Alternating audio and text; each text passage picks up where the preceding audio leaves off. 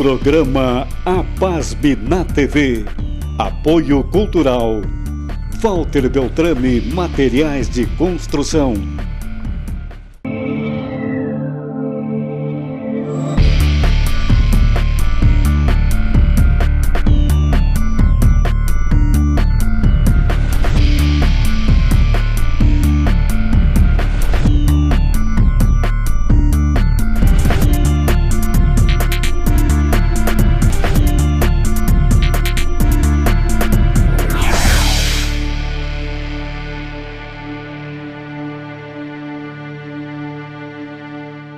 Olá, amigos da TV Santa Maria, sejam muito bem-vindos ao APASM na TV, o programa da Associação dos Profissionais de Administração de Santa Maria, aqui na TV Santa Maria, o canal da nossa comunidade.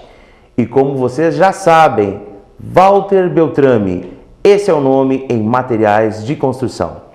Quer saber mais sobre a APASM? Acesse o site www.apasmrs.org ou as redes sociais através do @apasmoficial.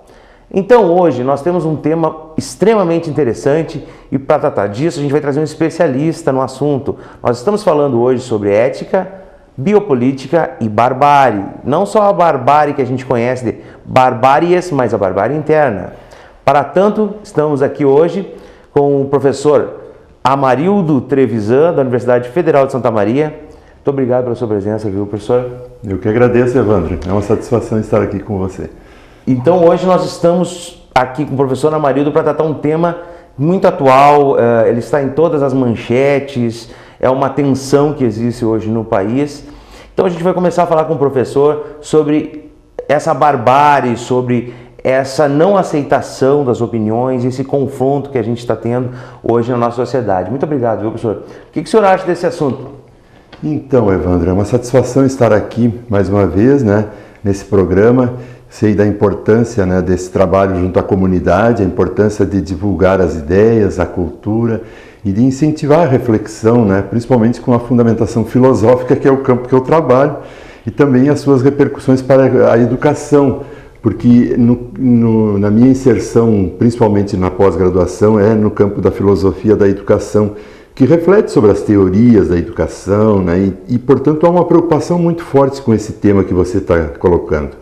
Acho que a questão da barbárie está vinculada à ideia de violência e também está muito próximo da ideia da ética, porque sempre implica numa relação com o outro. E quando a gente se coloca nessa inter-relação, nessa, digamos assim, dimensão intersubjetiva, entra muito forte aquela ideia de acusação, de colocar no outro, às vezes, a responsabilidade pelos seus próprios problemas, as próprias falhas, os equívocos. E isso não é casual, Esse momento que nós estamos vivendo, isso tem toda uma tradição, todo um assento na história, no que vinha acontecendo, desde os tempos antigos até os tempos atuais. Mas, infelizmente, a gente não tem sido capaz de quebrar, ou cortar, ou digamos assim, ou inaugurar um novo paradigma, que pudesse deixar isso para trás. Não, é interessante na sua fala, professor, a gente percebe hoje essa intolerância. Hoje nós temos uma realidade política muito tensa no país. Nós podemos perceber que nós estamos entre uma ação democrática, teoricamente, mas nesse pronunciamento nós temos um ataque ao outro, a pessoa ou o outro, de ambas as partes, estão tendo ataque. Existem ataques pessoais com armas como o relho, que ficou emblemático, com pedras, e agora, hoje, nós ficamos sabendo que tem a possibilidade de ter ocorrido um atentado, a tiro. Então, nós estamos numa esfera extremamente complexa, professor, hoje. Exatamente. E aí é que entra, eu acho, a reflexão, porque a gente tem que pensar para onde nós estamos indo, para onde tudo isso vai levar. O que nós queremos com esse tipo de ação? Será que essa pedagogia do relho, da violência, ela é o melhor caminho? Será que nós não estamos abrindo mão de outras coisas muito importantes, como o poder da palavra, do convencimento, de aceitar a ideia do outro, de saber conviver com a diferença? E aí entra justamente a questão da educação. Então, acho que essa culpabilização do outro, infelizmente, tem até um autor que ajuda bastante nas nossas pesquisas e estudos, que é René Girard, que ele levantou uma teoria que é a teoria do bode expiatório, né? Ele contraria um pouco a tese de Hobbes, de todos contra todos, que diante de uma situação de violência, Hobbes dizia, né, o homem se comporta como o lobo do próprio homem e ele tende a se entredevorar. E aí é que surgiu o Estado com esse poder coercitivo, né, o exército, a polícia, o alistamento militar, enfim, todos esses símbolos para colocar ordem na casa, né, de alguma maneira instaurar então a paz entre os homens. E só que ele contraria essa ideia porque ele diz assim, não, no momento em que há uma situação de crise, né, não é todos contra todos, como dizia Hobbes, né, nós temos um todos contra um. Então a tendência é a gente achar um culpado. Né? Um culpado. Nesse contexto muito interessante, só para a nossa audiência, telespectadores no caso, professor, essa parte, essa punição seletiva que o senhor está falando, será que a gente consegue entender que um enxerga o outro como um processo em desenvolvimento de punição seletiva dentro desse processo democrático que não aceita um lado ou outro? Como o senhor entende isso? E isso é um fenômeno, né, histórico e tem várias comprovações né, no decorrer da história, mas nós podemos nos remeter ao caso recente do impeachment aqui no Brasil, né? A gente via nas redes sociais e havia todo um clima quase que de euforia e de entusiasmo, achando que bastava tirar a presidenta, né? E que tudo iria se resolver.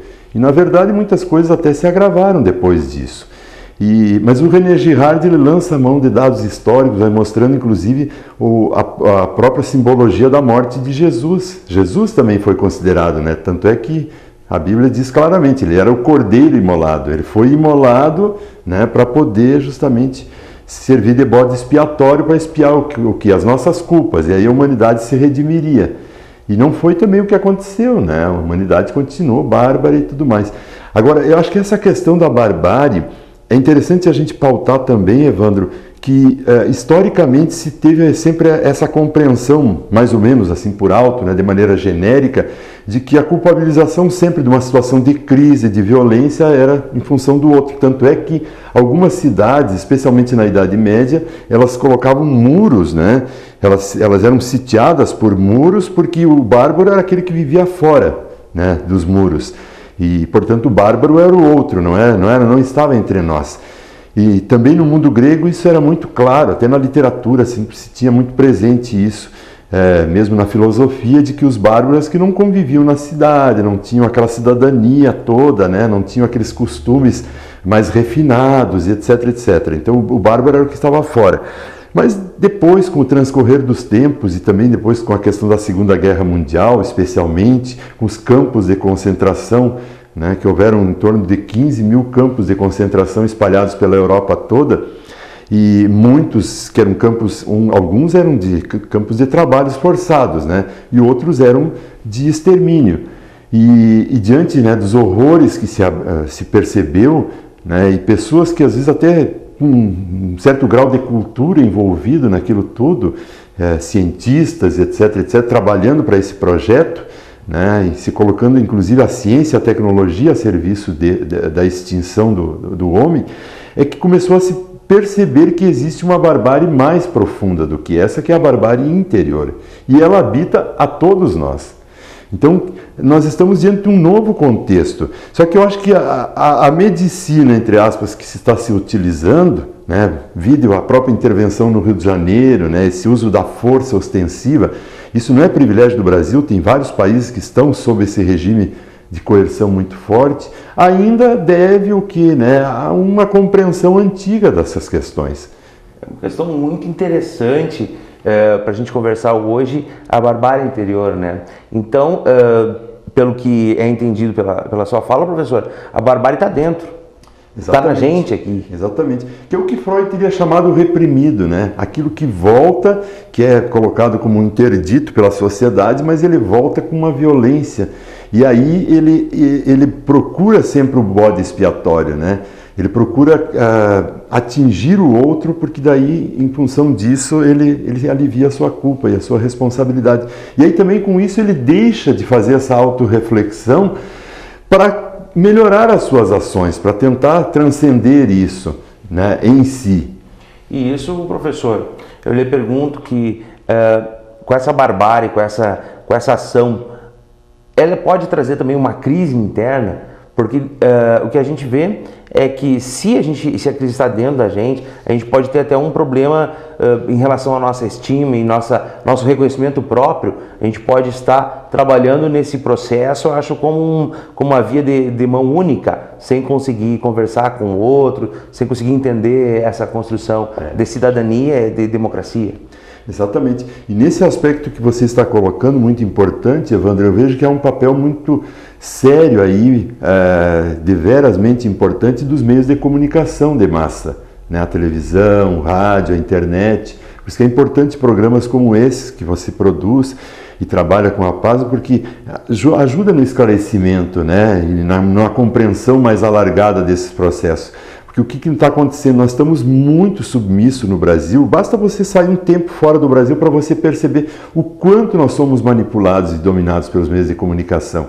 E o que eles geralmente priorizam, né? É a questão da violência, né? Fortemente, tudo que impacta, né? Que produz de alguma maneira, né? Um mal-estar na pessoa, que choca as pessoas. E se a gente for fazer algumas análises, entrando um pouquinho mais profundo nesse aspecto, nesse fenômeno, a gente vai ver que isso não é gratuito. Porque realmente, no momento que o espírito se depara, né, o ser humano assistindo aquelas imagens, ele começa a se sentir, né, mal consigo próprio. Isso causa um mal-estar muito grande. E aí, qual é a saída, né, que ele encontra? A saída é o consumo. Daí ele vai lá e se alivia, né, no consumismo de compras de todo tipo, né, de bebidas, de cigarro, de drogas, enfim, de qualquer outra coisa, para tentar se aliviar. Então o que a gente percebe é que se a gente for fazer uma análise um pouco mais alargada, isso não é gratuito, há um projeto aí. Porque no momento que a pessoa... eu às vezes até brinco com meus alunos, se alguém ganha na loteria esportiva, ninguém fica sabendo. Né? Sim. Então, quer dizer, a boa notícia não rende, né? Não dá anúncio, não dá ibope, e, portanto, fica a imprensa, a mídia presa só nesse círculo vicioso da reprodução da violência. E isso, claro que ela não é a causa da violência, a gente sabe disso, mas ela retroalimenta com muita força e com fins mercadológicos, né? Para prender o indivíduo mais ainda na teia do consumo. Seria um processo de espetacularização da violência que a gente vê, porque dá ibope, porque chama atenção, porque mexe, porque causa estranhamento ou causa alguma sensação na pessoa que está assistindo. Isso não é um processo que está sendo repetidamente até formando a opinião do telespectador? Exatamente. E aí o problema é que vai ocasionando criando uma espécie de cultura, né? Alguns autores, como Richard Bernstein, que é um grande filósofo norte-americano que escreveu um livro belíssimo há pouco tempo sobre a questão da violência, intitulado Violência, Pensar Sem Barandiges, em espanhol seria sem apoios, né? Sem corrimões, na linha de Hannah Arendt. E ele coloca que nós já estamos vivendo a era da violência. Aquilo que Hobsbawm dizia, né, na história, que nós vivemos a era da catástrofe, ele está achando que não, nós já transitamos um pouco da era da catástrofe e estamos na era da violência. Porque são muitos fatores que contribuem para isso. Né? Desde a questão climática, nessas mudanças que estão ocorrendo, a questão na alimentação, a entrada dos transgênicos, né? A gente não sabe ainda os efeitos que isso vai ter no comportamento das pessoas, que não há estudos de longo prazo para isso. E, além disso, toda essa questão da mídia que nós já enfocamos, né? que é um fator muito forte. E, claro, a crise política e econômica. Então, eu acho que a gente deveria pensar um pouquinho mais, talvez, diante desse quadro, né, assim, já sendo um pouquinho propositivo, né, Evandro? Eu acho naquilo que Walter Benjamin, quando ele falava sobre a questão da barbárie, né, ele dizia assim que existe também uma barbárie positiva, né, que não é só, claro, que a violência, claro que ninguém gostaria de viver esse contexto de barbárie que nós estamos passando, mas é na crise que a gente, como ele diz, a gente começa a olhar para os lados, né? A gente aprende a viver com pouco. Isso é pedagógico. Eu acho que isso é pedagógico e a gente começa a purificar também, né, a vida pública. Certamente estamos passando, né, por uma certa revolução, entre aspas, ética de costumes. A gente muda também as nossas expectativas e isso tem um aspecto positivo, eu acho que nos humaniza nesse contexto. Com certeza, professor. Professor, agora a gente vai dar um brevezinho, uma pausa. Nós vamos para um breve intervalo e voltamos já com a Apasme na TV.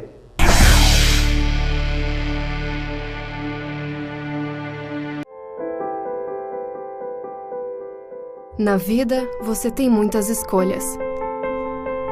Qual caminho seguir? Qual escola estudar? Qual profissão atuar? Em quem confiar? É por isso que a Casa Maria agradece por ser uma de suas escolhas. Casa Maria, amparo assistencial a pessoas em tratamento oncológico. Uma conversa pode transformar uma vida. Por isso, compartilhe conosco aquilo que você não divide com mais ninguém. O CVV está com um número novo. Ligue 188. A ligação é gratuita de qualquer localidade do estado. Atendimento 24 horas. Disque 188 e converse com um de nossos voluntários.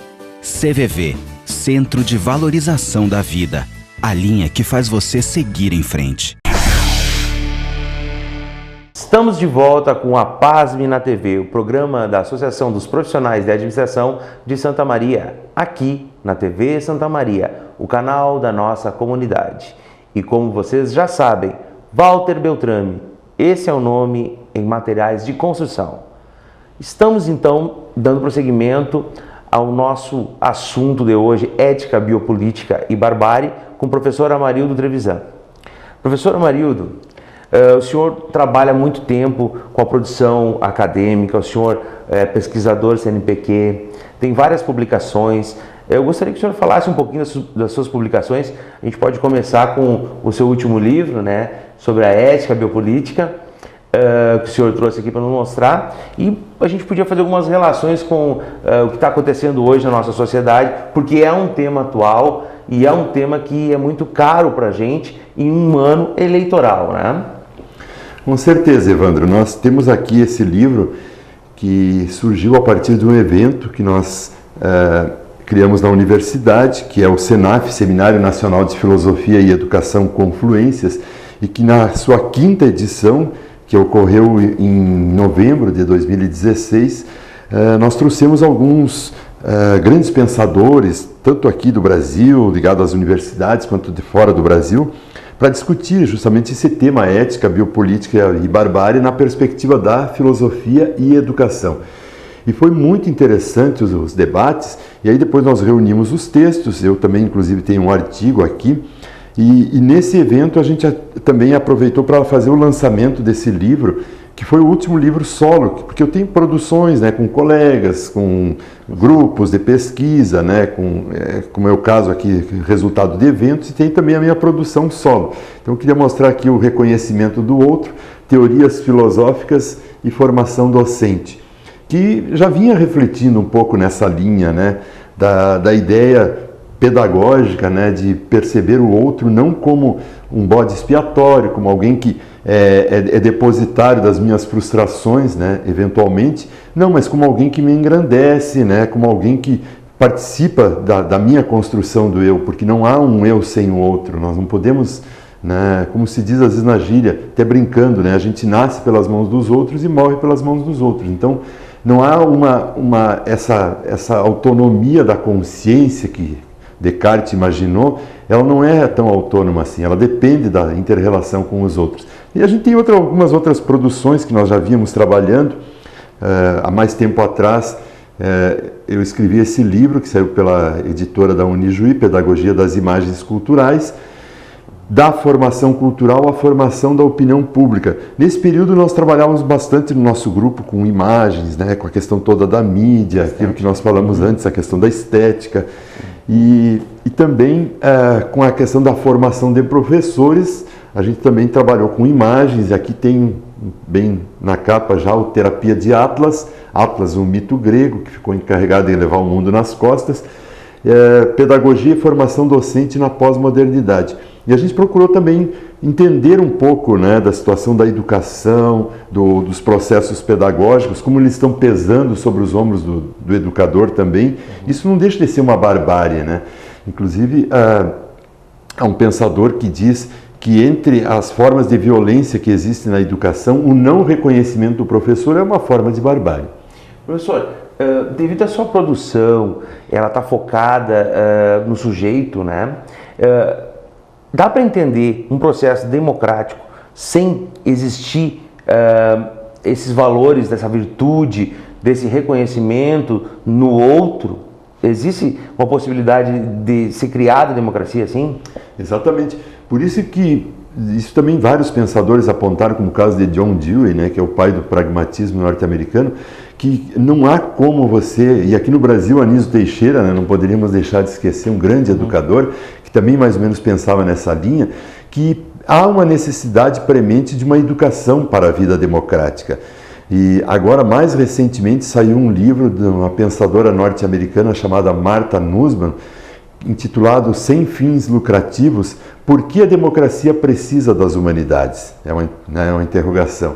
E aí ela lança justamente essa indagação, porque nós vivemos hoje em dia, não só no Brasil, né, como foi agora recentemente com essa reforma do ensino médio, que retirou dos currículos as disciplinas humanísticas, a obrigatoriedade da filosofia, até inclusive da própria geografia.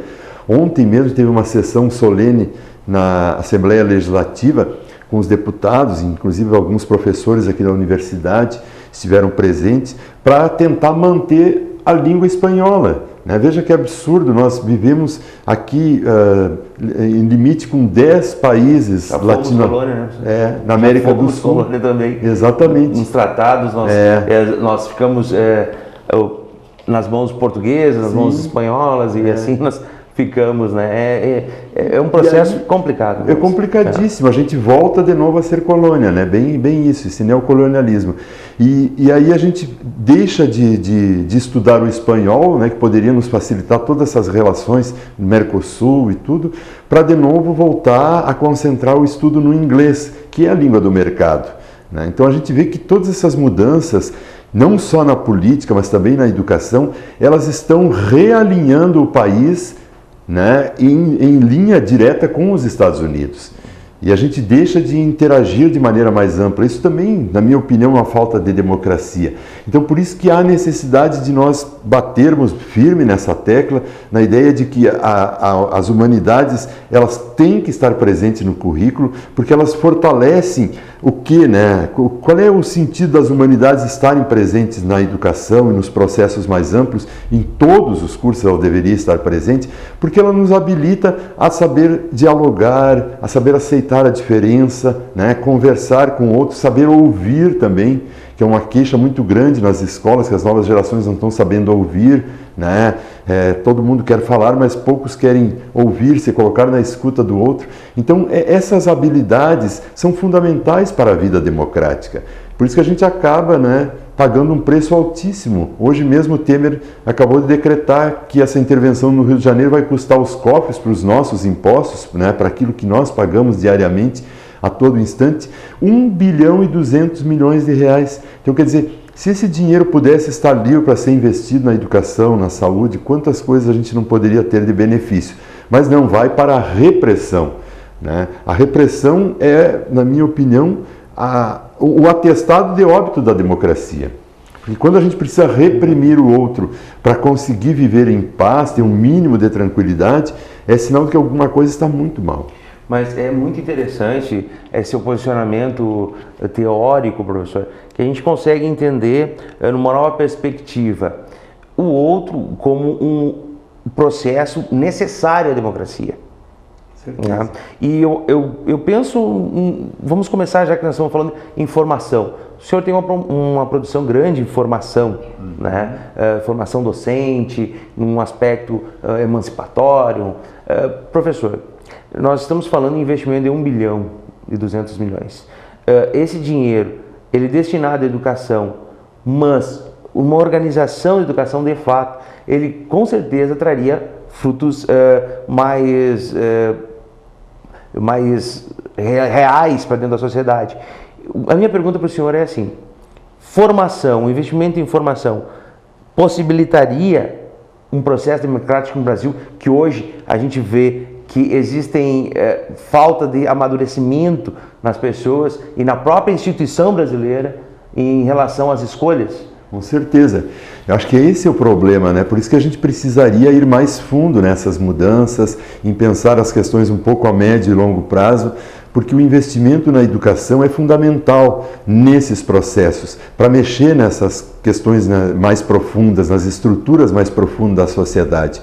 Porque se nós não sabemos como lidar com a barbárie que todos nós trazemos interiormente, né, esse monstrinho que habita todos nós, né, se a gente não aprender minimamente conhecimentos psicológicos, conhecimentos sociológicos, teóricos que permitam, e filosóficos também, e por que não, obviamente, educativos, permitam conviver de maneira democrática, saudável, republicana, né? Nós vamos ter que apelar cada vez mais, sim, para as armas, né? E os investimentos massivos dos países. Agora Trump também nos Estados Unidos acabou de aprovar um orçamento astronômico para o poderio bélico, que já é muito grande, muito elevado.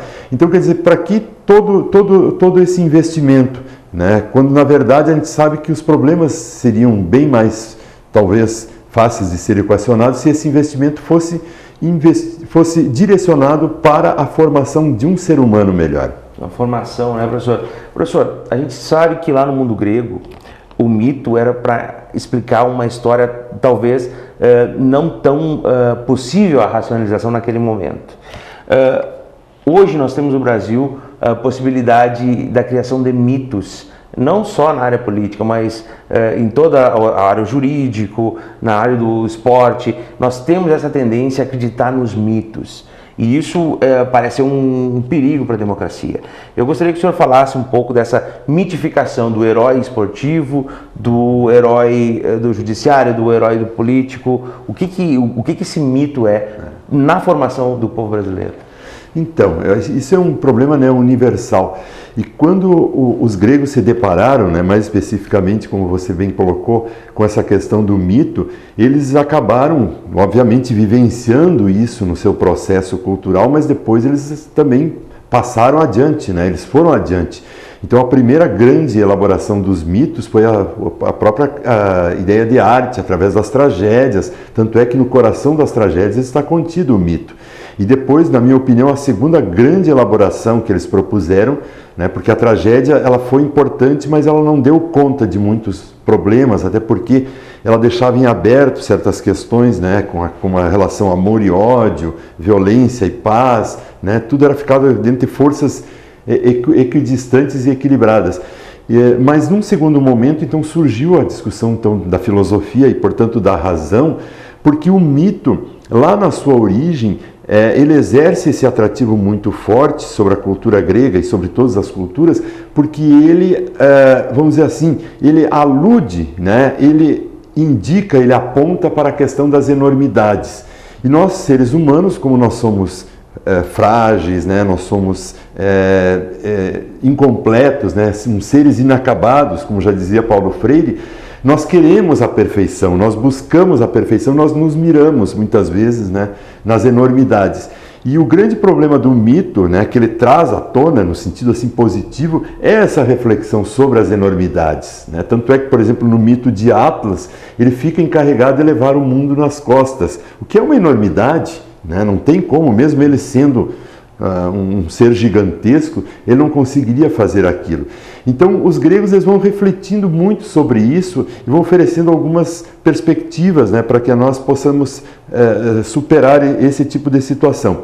Então, quando o grego, vamos dizer assim, inventa a ideia do logos, né, a ideia do logos já é, de certa maneira, uma tentativa de virar a página sobre o uso da força, da violência, desse poderio, né, das enormidades, que estava muito presente nos mitos, em troca do poder da palavra. Então, por isso que o logos tem a ver com fala, né? Com fala racional, com o uso da palavra. E por isso a importância da palavra para a democracia. Então, quer dizer, o ser humano abdica da violência no momento em que há essa espécie de descoberta do milagre grego do poder da palavra. Do poder da palavra. Do poder da palavra. E aí a importância para o processo educativo.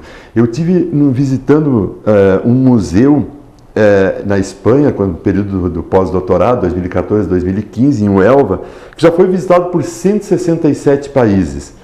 E lá eles colocaram, naquele museu, as diversas e inumeráveis formas de se educar que se adotou na história da humanidade.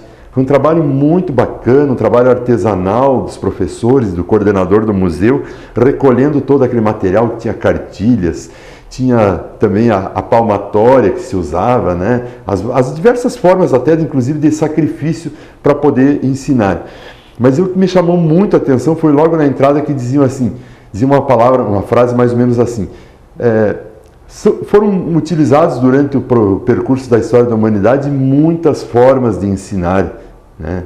Muitas delas inclusive violentas, mas nenhuma delas se mostrou tão promissora, tão importante e tão fundamental quanto a do uso da palavra. Bom, é muito importante então nesse processo de formação, no processo democrático, para esse nosso país que está se achando uma identidade cultural também em relação à nossa democracia. É importante ter esse trabalho de formação, esse trabalho de construção, né, professor? Exatamente. E, professor, como o senhor sabe, o tempo da televisão voa, né? Nós estamos conversando aqui, a gente nem vê o tempo passar, porque a conversa foi muito boa. Acho que nós vamos, em breve, conversar de novo aqui, se tiver agenda. Agradeço muito a sua presença aqui, professor. Tá? Eu que agradeço, Evandro. Me coloco à disposição e foi um prazer estar aqui contigo nesse momento. E foi uma oportunidade, né, da gente socializar um pouco das nossas investigações. Temos muito ainda o que aprender nesses processos, mas estamos juntos. Então, muito obrigado, professor. O APASB na TV fica por aqui. Muito obrigado pela sua audiência. Fique aqui conosco na TV Santa Maria. Até breve.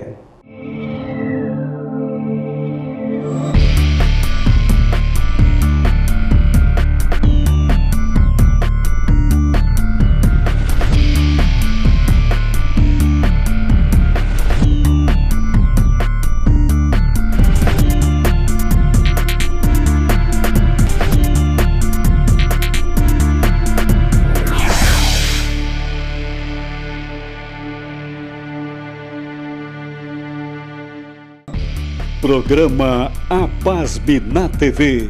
Apoio Cultural.